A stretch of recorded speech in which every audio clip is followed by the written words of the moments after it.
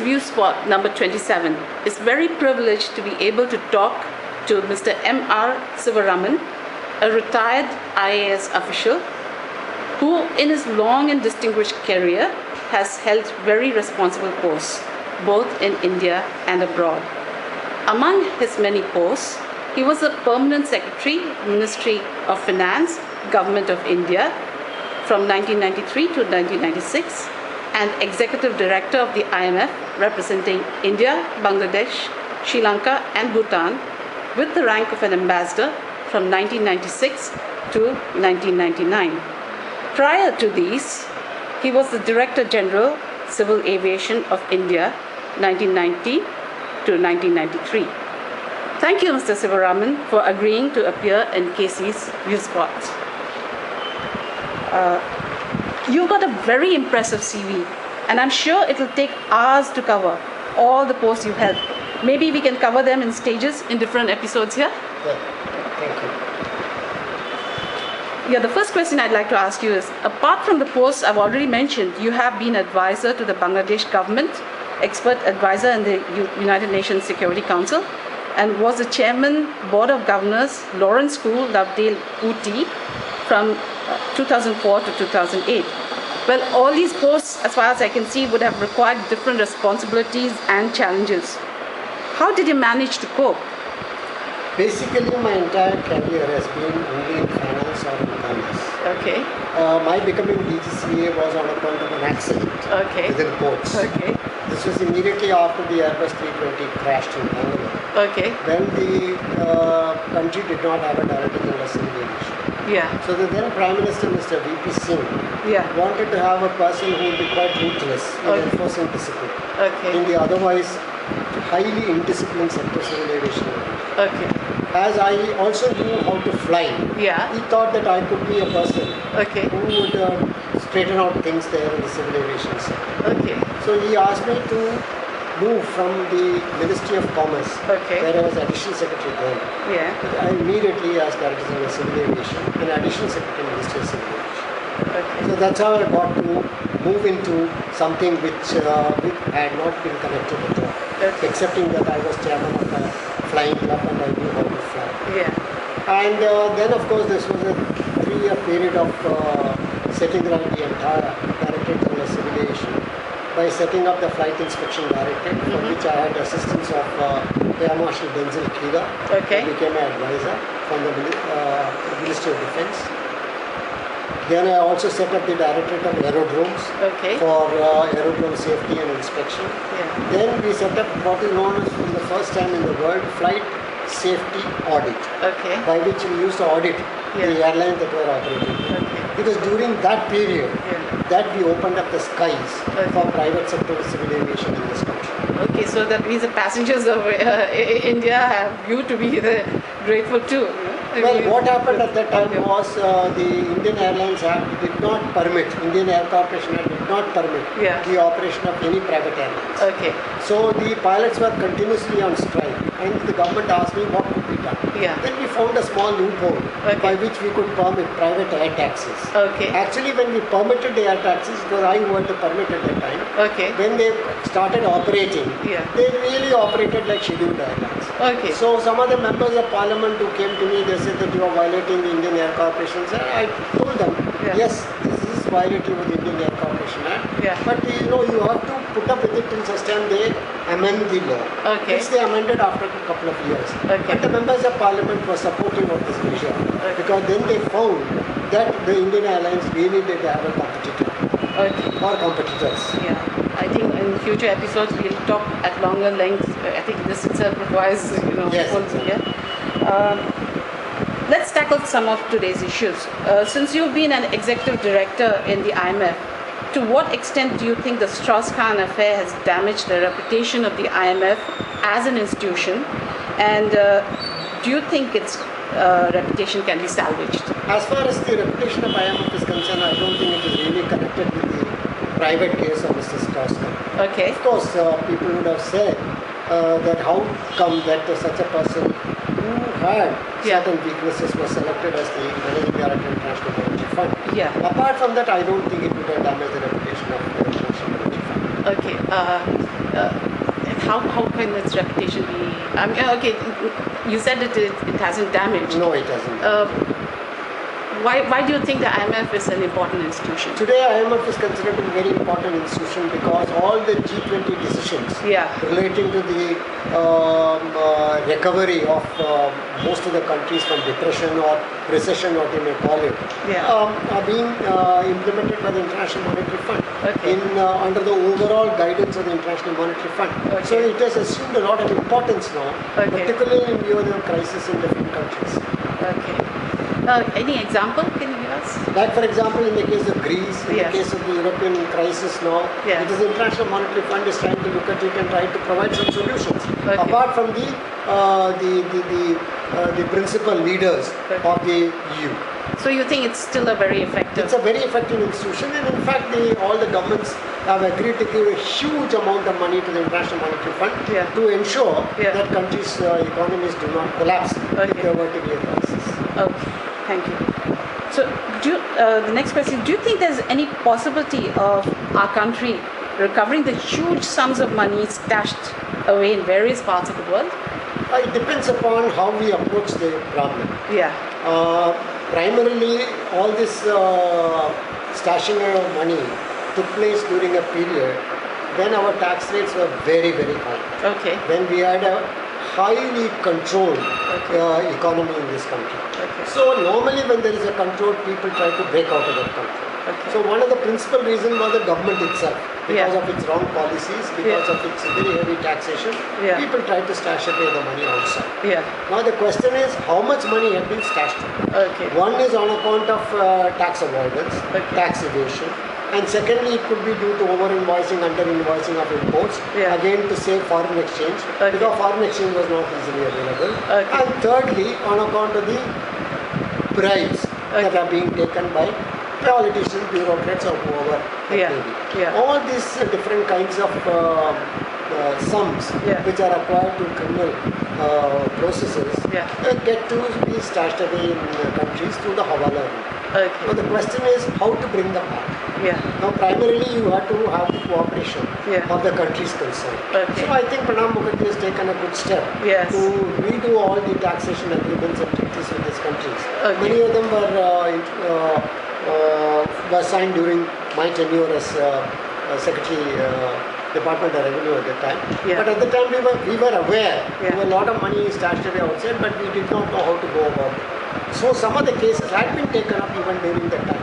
Whichever cases came to our notice, we had pursued it with vigor, with whatever little legal facilities we had or legal powers that we had. Now what has to be done is, first of all, the government has to use all its instrumentalities for purpose of finding out in which countries these amounts are being paid. Secondly, then they have to approach the government's concern. Now in those countries, the problem would be whether what we consider as crime is considered as a crime in those countries.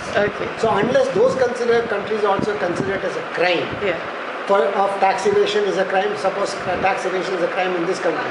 Let us take the case of Venezuela or Bolivia. If tax evasion is not a crime in that country, then it may be very difficult to persuade the government of the country to let us know who are all the people who are keeping the money there. So it depends upon the skill of the finance ministry and their capacity to find ways and means of persuading those countries to let us know the names of persons and the amount that are being held in the various banks. I don't think it is poses extraordinary difficulties because the government has got innumerable ways by which they can get this information. From what you said, I feel that maybe it might be a long time before we see that money back.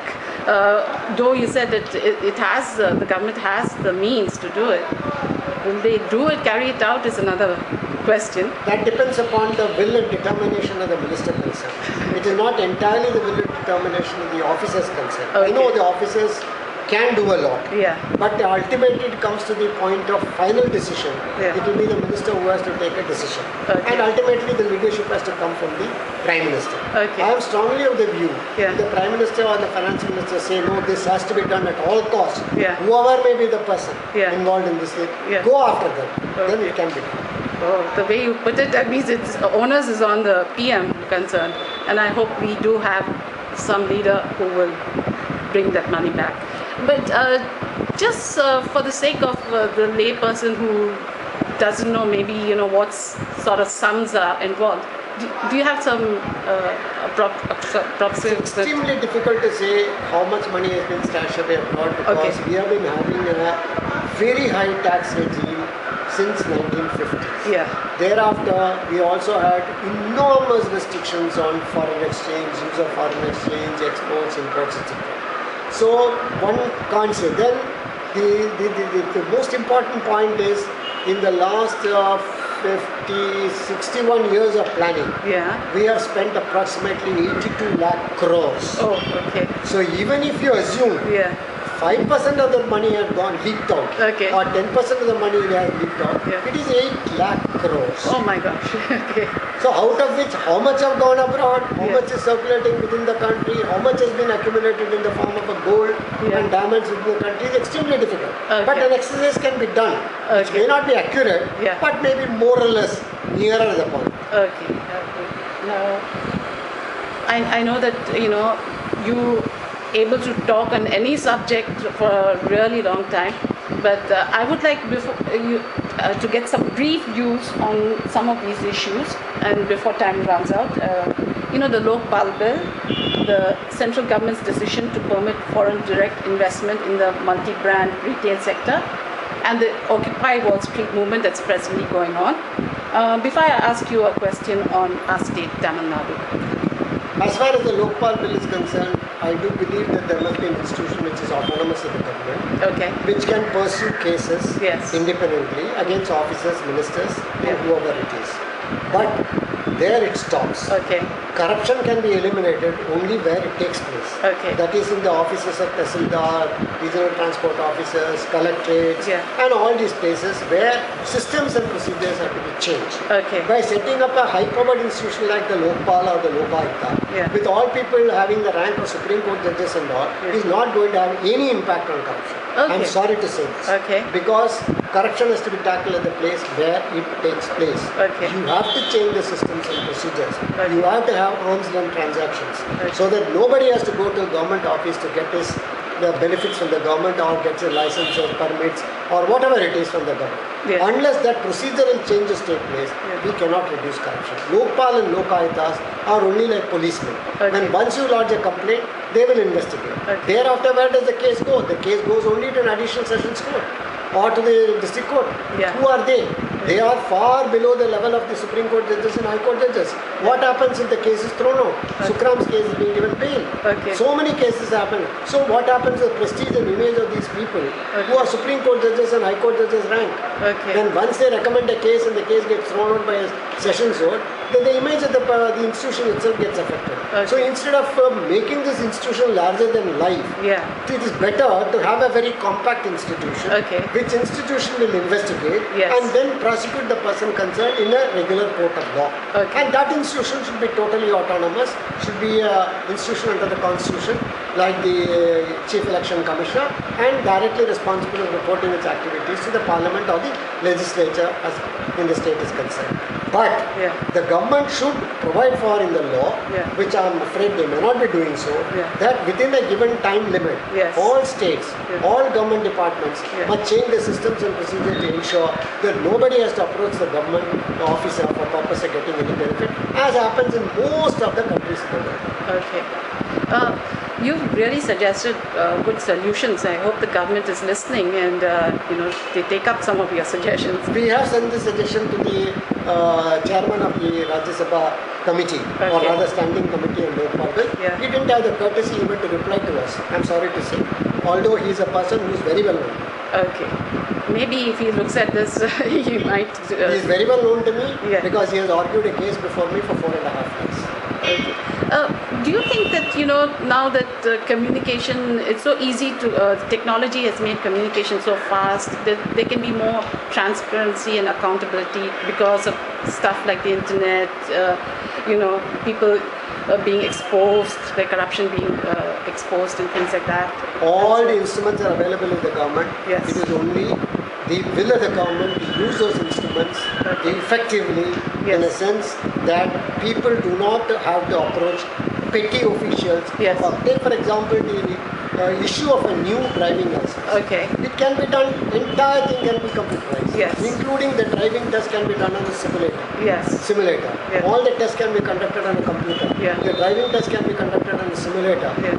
No inspector, no police officer need intervene between the person who wants a license and the grant of a license. The machine will do everything.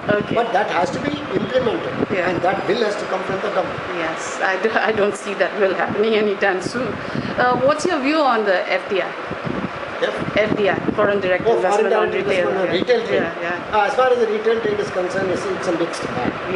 The various research papers that I have gone through, they point out to the fact that when the huge chain stores start occupying the rural areas and smaller towns, then there is a possibility of employment shrinking, because these large chains are in a position to automate everything from procurement to distribution, account management, etc. So they may be in a position to reduce the number of people getting employed. So that is one drawback which we will have to counter. Second point is these chain stores will be able to reduce considerably the price of day-to-day requirements of the common man because of their large procurement power. And thirdly, they will be able to provide much better price to the producer.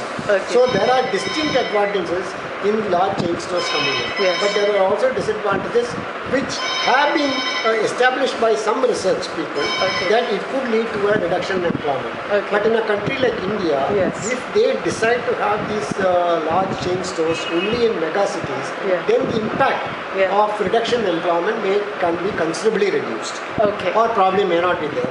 And the farmers will be able to get a much better price, or the other producers. And apart from that, we will be able to save a lot of produce which are going waste. These large chain stores may be able to establish cold chains and transportation network by which they will be able to transport all the fruits, vegetables, etc. which are being produced and which are not being used properly. So it could be a good thing, actually. I mean, but it has to be very carefully introduced. Given that Tamil Nadu has said that they are not going to go in for it, what do you think? As far as Tamil Nadu is concerned, everything has become political. I don't think there is any rationale in anything. Already there are chain stores, Nilgiri is a chain store, Spencer is a chain store, Reliance stuff is a chain store. What is the point in talking about those things? It's all highly political and there is no point in commenting on these things as far as Tamil Nadu is concerned. Nothing is done with the good or the people of Tamil Nadu. Everything is being done with the intention of who is to beat who. It's a very sorry state of affairs. It's a very sorry state of affairs. We have a wonderful state, exceedingly well-educated people, highly industrious, and people who can produce things and learn, but they are being completely destroyed by the various policies of freebies. That freebies. I feel that has totally changed the character of the character and nature of the people. I am working in some of the villages, and people tell me that they don't like freebies, but they want better facilities. They want power. They want water. They want roads. They want health facilities. They want education facilities. Nothing is being given. Laptop is being given. Somebody is giving free dhoti. Somebody is giving free sari.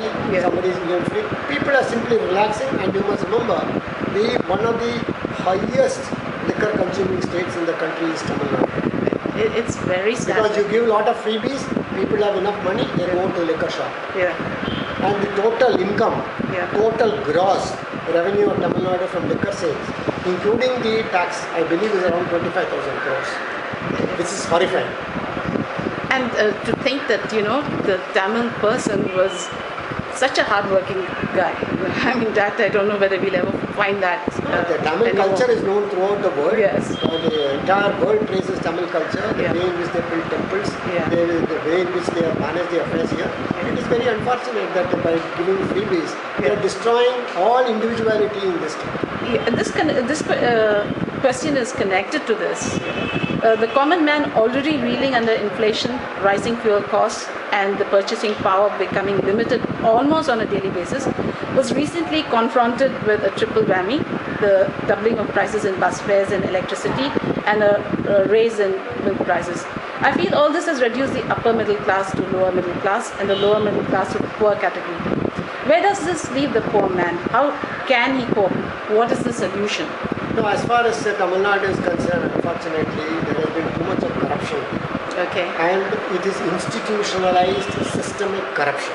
Yeah. Because I had experience of it. Yeah. That's why I'm saying this. Yeah. And because of that, all round the price level have increased in Tamil Nadu. Number two, the government never managed, the previous government or whatever government had been in power, never managed any of these affairs with a view to making them really efficient, purposeful institutions.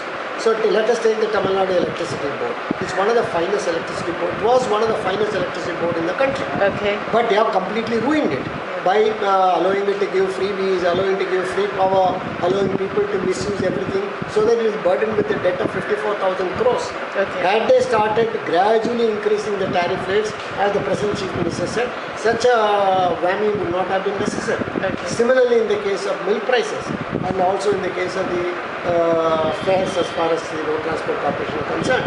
And if all these institutions have been managed in a professional manner, without the ministers interfering, without the officers have to go at every state to the minister to take orders, accepting that the minister has to told the officers responsible for, you shall be responsible for running this institution efficiently, we will not come in the picture, we will question it. Then the state would have been completely different, and this kind of increase in the fares and tariffs etc. of 100% etc. would not have been necessary. In this connection, what do you think? Do you think Tamil Nadu requires nuclear energy? As far as the nuclear energy is concerned, you see, more number of people are dying on the roads in Tamil Nadu on account of entire mismanagement. Okay. I think I am told that there are about 60% of the total road deaths in India take place in Tamil Nadu roads. Okay. Maybe the roads are very good, people drive very fast, maybe they are drunk drivers, maybe they do not obey the rules and regulations. Okay. But to think of that some accident may take place and therefore you shut down an institution, a project which has come up at a cost of 13,000 crores when both the governments were in power. The previous government was also in power, they never bothered about it. Prior to that, the present government was also in power, they never bothered about it. Now when Government of India spent 13,000 crores and all scientists are saying that it is one of the safest power plants in the world, to say that it should be shut down, it is really a tragedy. And moreover, now today Tamil Nadu is reeling under power. Okay. Now 1,800 megawatt power station, out of 50% will come to Tamil Nadu. 900 megawatts will not be available by December, it will have become available. It will not be available. Yes. So who is going to lose? The people of Tamil Nadu, not the ministers. Every minister's house will have a generator. So they don't care. Whereas the poor people who are weaving, who are doing small electrical work, welding work, etc., they are all going out of employment because they don't have power supply. I wish the common person, understands these issues and does not get manipulated by these people who try to see that we do not get. And after we are having a fast breeder reactor. And another fast breeder reactor is going to be commissioned right just now. Yes. Since the scientists then we should shut down Kalpana, we should shut down everything, so that the country goes back to the Middle Ages when we will be burning fat lamps. Animal fat lamp which will burn, that's all we can do. Because coal is not available, gas is not available. What you say really makes a lot of sense. Now to lighten everything, though you're a very, very busy person, you really don't have too much time on your hands. I'm sure you have some hobbies. How do you spend your time relaxing? See, my hobby has been, both of us, myself and my wife, used to do a lot of trekking in the mountains. Oh, okay. Which we are not doing now because of various reasons which we are not able to do. Okay. Apart from that, both of us, we take a lot of exercises. In the morning, I almost 1.5 hours I devote for walking and physical exercises. Okay. And I do a lot of reading. I used to fly, but now I don't fly. You must be one of the rare IAS officials who knew how to fly. Maybe, I don't know how many know how to fly. Yeah, but what made you interested in flying? It has a long history because when I was just 16, 17 years old, I was in school, I was given a scholarship to do commercial flying at the time. Okay. And one of the rare scholarships known as the Runners Mountain Scholarship. But I could not avail of that scholarship because I fell down and broke my knee. Okay. So since that day, it was in my mind. And that I must learn flying. Okay. So when I got an opportunity, when I was posted in MP, I joined the flying club and learned flying. Okay. And I learned flying in a full measure. Thereafter I flew a number of aircraft. Okay. And unfortunately it landed me as DGC. I'd also like to show the viewer, one of the artworks of your wife. What is that artwork called? I think it is made out of plaster of Paris and some cement and I think 6 months work on that. Okay, it's really very nice, and it seems all the wall hangings here are all done by your wife. All done. Yeah, images. Particularly the tangible paintings. Yeah. Yeah, let me just go to this.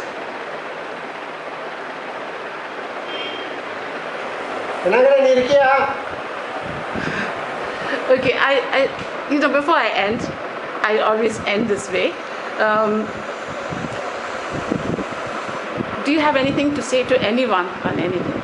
Yes, I would like to appeal to the people. Yes. That corruption can stop only when they don't pay. They must fight corruption. Yeah. And a corrupt official is a coward. Okay. Therefore, if a person goes to a government office and he is asked for money, he asks him to shut up. I am not going to give you the money. Yeah. You do the job because I am right. Yeah. And therefore, you please do my job properly for which I am entitled to. Corruption will get reduced substantially. Okay. But Yeah. the people also will have to be on the right side. Yeah. They cannot violate the law and go and tell the government officer to do it. And naturally, he will have an opportunity to ask him. So this is my message to the people who listen to me, that they must be on the right side of the law, Yeah. and then they should fight corruption. Okay. Thank you, Mr. Sivaraman. This has been a really I feel I've learned a lot from you, and I hope that you will agree to appear in future episodes. Thank you. Right.